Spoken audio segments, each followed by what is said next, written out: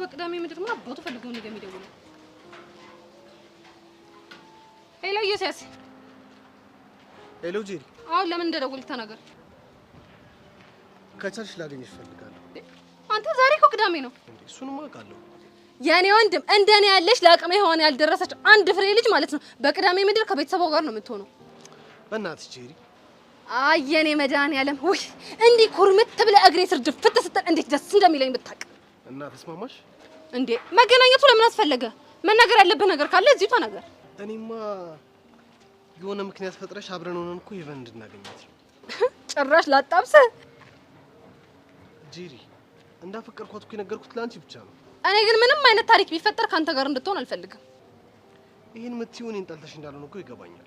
እና ወድጄ ነው ጄሪ። የማረጋቸው ነገሮች እንደሚያናዱሽ አውቃለሁ። ለዛም ነው ጥሩ ማንነትና ጥሩ ስብና እንደሌለ የምታስበው። እና ተሳሳትኩ?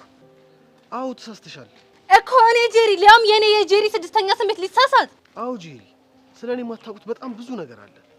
በፈለግሽው ነገር ቃል ልሰጥሽ እችላለሁ። እንዴ ልጅ ያማዋል እንዴ? ሰውዬ ምንድነው የምታወራው? አፈቀርከው እኮ እኔን አይደለም። አንቺ እንድታምኚኝ ማድረግ ያለብኝን ነገር ሁሉ ለማድረግ ዝግጁ ነኝ። የኔ ወንድም አንተ እስካልታመንክ ድረስ ማለት ነው እኔ ባምንህም ባላምንህም ምንም ዋጋ የለው። ጄሪ ግድ የለሽም መኝ። ከዛ ትክክለኛውን ጆሲ ያሳይሻለሁ። ለዛሬ እሺ ተስማምቻለሁ።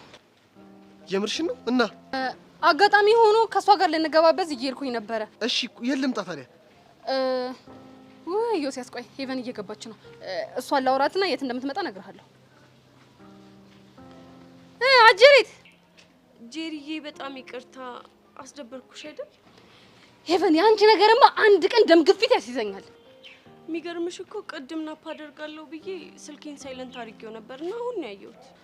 ምንድነው አንቺ ነፍሰ ጡር ይመስል በቀን እንቅልፍ የምተኘው? ምን ላድርግ ጄሪ፣ አንቺ አታውቂም እንጂ እኮ ስንት ሀሳብ ያለብኝ ልጅ ነኝ። ለነገሩ ልክ ነሽ። አመጣሽ መውለድ ያልፈለግሽው እኮ ያረገዝሽው ፍቅር አለብሽ።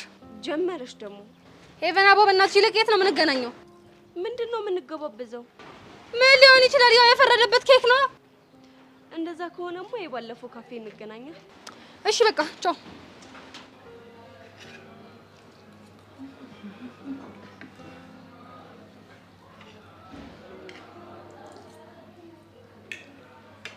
ሄቨን ኬኩ ግን ጄሪን አይልም?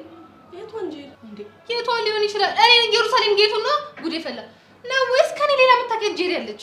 ወይኔ ጄሪ ስምሽ ግን በሙሉ ሲጠራ በጣም ያደክማል። እና ላንቺ ሲባል ወይ ሀፋፍ ላድርገው?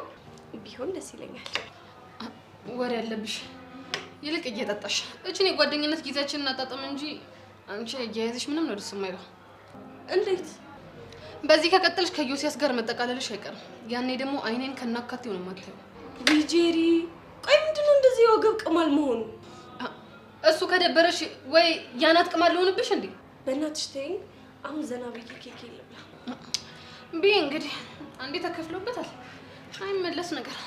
ልክ ነሽ። ጋባዥ ሲናገር እሺ ብሎ መስማት ያስፈልጋል። ምን ጋባዥ ነው ያልሽው? አዎ ጋባዥ። ጭራሽ ደገምሽው? ምን ነው? ቆይ አንቺ ልጅ ምንድነው አላማሽ? ደስ ብለኝ ኬኩን እንዳልበላ ነው እንዴ ስለ ጋባዥ ስለ ተጋባዥ የምታወሪው? እንግዲህ ምንም ማድረግ አይቻልም።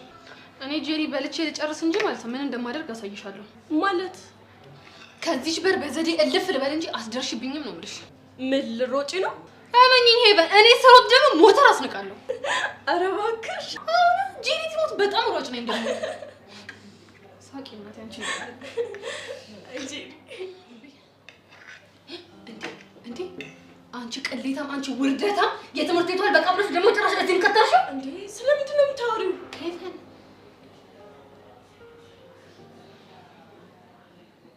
እንዴ መጣ? ኧረ እባክሽ በአንቺ ቤት እኔ ደግሞ ድያሽብኝ ነው አይደል? ጄሪ ሞች እኔ ምንም የማውቀው ነገር የለም። ኧረ ዝም በይ ሄቨን፣ እንደው ስለፈጠረሽ በየሽበት በዛም በዚህም ጉዳይ አትግደይ። እና እኔ ምንም የማውቀው ነገር ስለሌለ ነው። እስኪ አሁን አፍሽን ዝጊ፣ በቃ ልጁ እየመጣ ነው።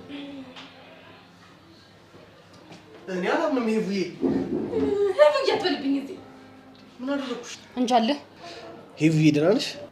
ደህና ነኝ። አንተ ደህና ነህ? በቃ እና ምን ትበለ? ያው አለ አይደል? አሁን ወሬ አታብዛና እንዴት እንዳገኘህን ንገረን። መዋሸት እችላለሁ?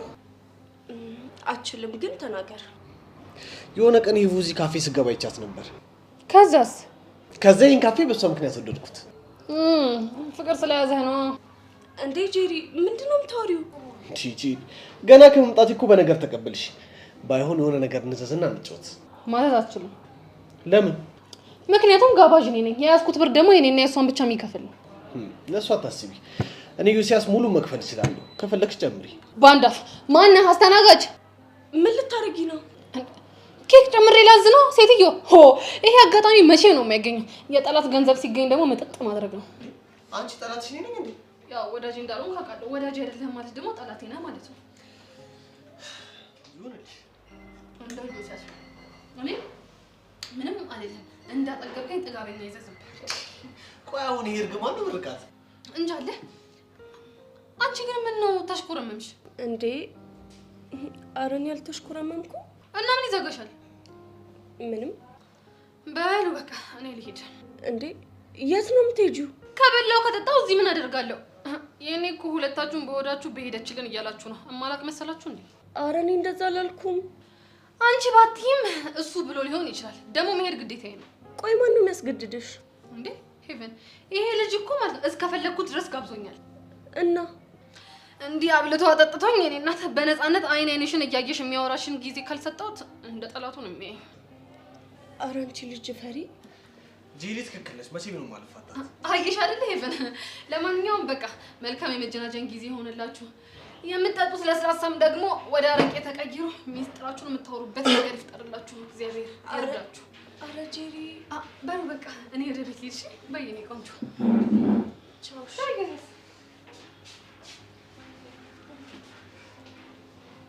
ዩሲያስ ግን ምንድን ነው ጉዱ? እኔ እንጃ። ጄሪ ግን ይመቻት። ግን እኔ ያልገባኝ ነገር አለ። ምንድን ነው ያልገባሽ?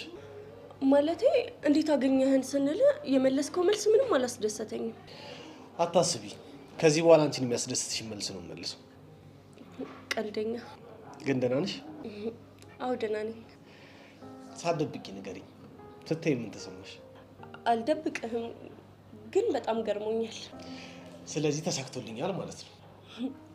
ቆይ የዛሬ ዓላማህ እኔን ማስገረም ነበር? በትክክል